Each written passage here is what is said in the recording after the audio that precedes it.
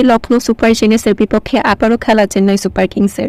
দর্শক, মুস্তাফিজুরের বল খেলতে ভয় লাগে সবার। কাল মাঠে নামার আগে আইপিএল এর সংবাদ সম্মেলনে এসে একই বলল লখনৌ সুপার জায়ান্টসের অধিনায়ক কেএল রাহুল।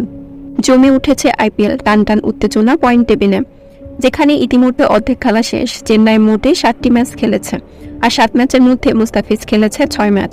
টোটাল 7 ম্যাচের মধ্যে 4 জয় ও 3 হারে পয়েন্ট টেবিলের 4 নম্বরে চেন্নাই।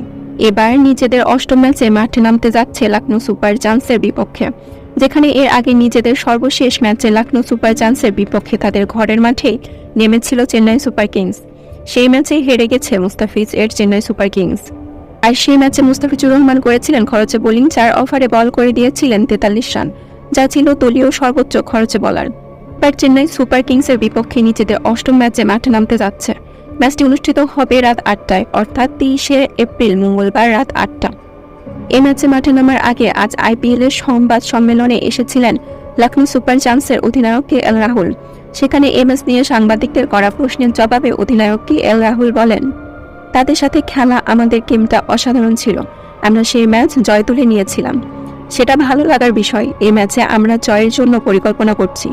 ওদের বোলিং লাইনটা বেশ ভালো। যে ম্যাচের তুলনায় এই ম্যাচ আরও হাড্ডাহাড্ডি লড়াই হবে।